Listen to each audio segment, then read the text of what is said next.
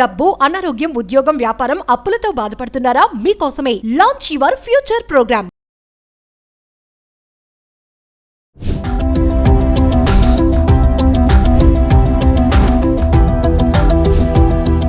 నమస్తే, welcome back to Suman TV. Present మనతో పాటు ఉన్నారు TEDx speaker, legendary award winner in real estate, realtor oxygen founder and CEO doctor Nandi Rameshwar Rao గారు. నమస్తే sir. నమస్తే అమ్మ. సార్, సొంతింటి కళ అనేది ప్రతి ఒక్కరికి ఉంటుంది. అది చిన్నదే కానీ పెద్దదే అవనివ్వండి.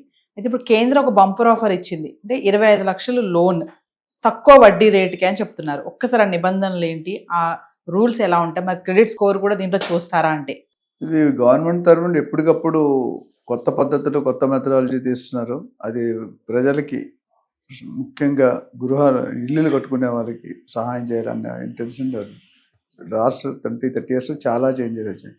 నాకు ఇప్పటికీ గుర్తు, మేము 2014-15 ఇల్లు కొనుక్కున్నప్పుడు 10.5% ఇంట్రెస్ట్ రేట్ ఉండేది హౌస్ లోన్ మీద. అట్లా పర్సనల్ లోన్ అయితే ఇంక వేరే 16-18% ఉంది. సో ఇప్పుడు చూసుకుంటే 8% వచ్చింది. 8.5 కంటే ఎక్కడ ఏ బ్యాంక్లో కూడా ఎక్కువ లేదు. ఇప్పుడు కొత్తగా PMAY ప్రధానమంత్రి ఆవాస్ యోజన పద్ధతి కింద, స్కీమ్ కింద 25 lakhs లోన్ ఇవ్వబడుతుంది. సింపుల్గా, పెద్ద కాంప్లికేషన్ ప్రొసీజర్ లేకుండా.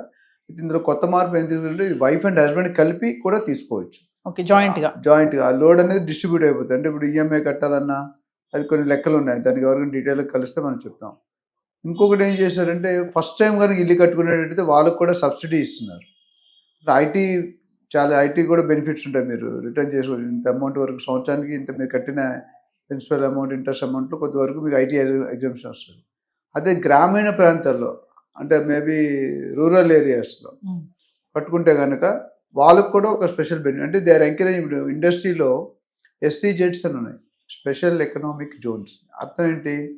పోచారం అంతమంది ఎప్పుడైనా విన్నారా? 10 years బ్యాక్ మీరు వినలే. ఎప్పుడు విన్నారు? ఇన్ఫోసిస్ అనే కంపెనీ వచ్చాక ఆదిబట్ల అనే TCS అనే కంపెనీ వచ్చింది.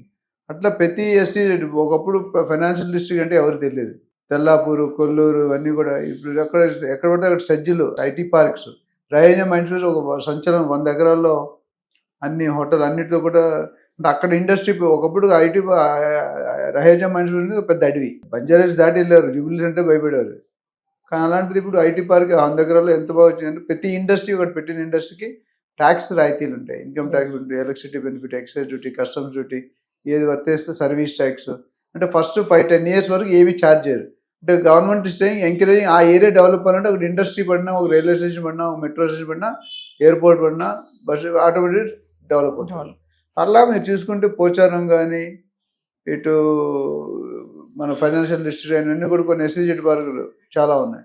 అట్లా హౌసింగ్ లోన్ కూడా సిబిల్ రేటింగ్ ఎట్లయినా చూస్తారు. Credit score of the loan తీసుకునే వాళ్ళు ఎవరైతే ఉన్నారో వాళ్ళు ఇంపార్టెంట్. మొన్న ఏం చెప్పారంటే, కొద్దిగా క్రెడిట్ స్కోర్ డివైడ్ చేయండి, మరీ స్ట్రిక్ట్గా ఉండకండి, మినిమం ఉంటే ఇవ్వండి అన్నారు ఒక లాస్ట్ టైం. ఇప్పుడు ఏమంటున్నామంటే, ఆ 25 లక్షలకి కూడా సబ్సిడీ గ్రామీణ ప్రాంతాల్లో కట్టిన వాళ్ళకి, ఫస్ట్ టైం కట్టుకున్న వాళ్ళకి, మన ఆల్రెడీ లేడీస్ పేరు రిజిస్ట్రేషన్ చేస్తే 1% తగ్గుతుందని మహిళలను ఎంకరేజ్ చేస్తున్నారు. ఎన్నట్లో మహిళలు, ఇందులో కూడా కిసే కంపెనీ, ప్రతి ఫీల్డ్లో కూడా మహిళలు ఉన్నారు. లేని ఫీల్డ్ మీరు చెప్పలేరు. చెప్పండి నాకు మహిళలు లేని. బస్ డ్రైవర్ దగ్గర నుండి, పెట్రోల్ గర్ల్ దగ్గర నుండి, ఫ్లైట్ SIS చందా coacher, CEO level, MD level దాకా కూడా ఉన్నాయి.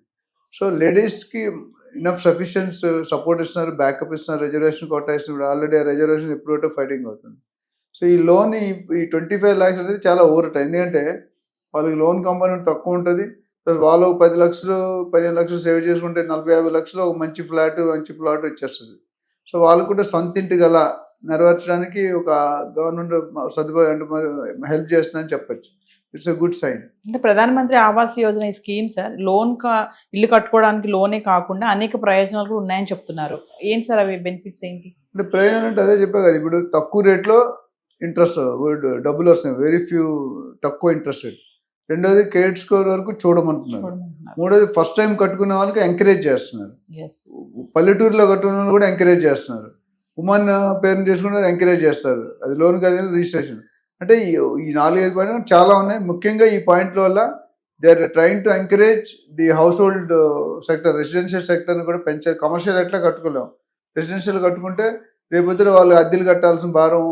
ఇప్పుడు లైఫ్లో ఏంటంటే, ఎప్పుడైనా మీరు చూసుకుంటే ఏది లేకపోయినా పర్లేదు, కారు లేకపోయినా పర్లేదు, బంగారం లేకపోయినా పర్లేదు, వెండి లేకపోయినా పర్వాలేదు, కానీ ఇల్లు లేకపోతే ప్రాబ్లం. ఎందుకంటే మీరు ఇంట్లో ఉన్నారు, కరోనా వచ్చింది, మీరు రెంట్ కట్టలేకపోయారు, ఏం చేశారు ఓనర్స్?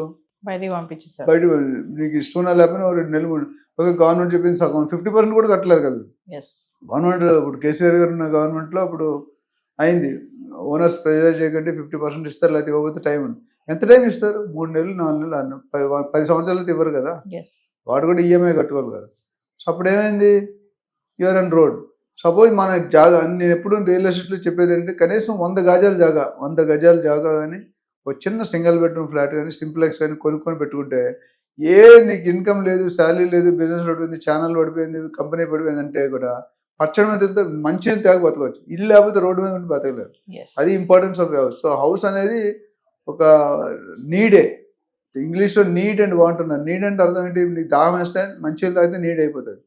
వాంట్ అంటే నాకు జ్యూస్ కావాలి, కోకోనట్ వాటర్ కావాలి, లేకపోతే లస్సీ కావాలనేది చాయిస్. సో అందరూ అఫోర్డ్ చేయరు. సో మనకి నీడ్, బేసిక్ నీడ్ అంటున్నారు. రోటీ కపడా మొక్కలు అయితే నువ్వు కష్టం. రోటీ కపడా మొక్క లేటెస్ట్ ఇందాక వీడియోలో చెప్పే గోల్డ్ కూడా యాడ్ అయిపోతుంది. గోల్డ్ లేకపోతే కష్టం.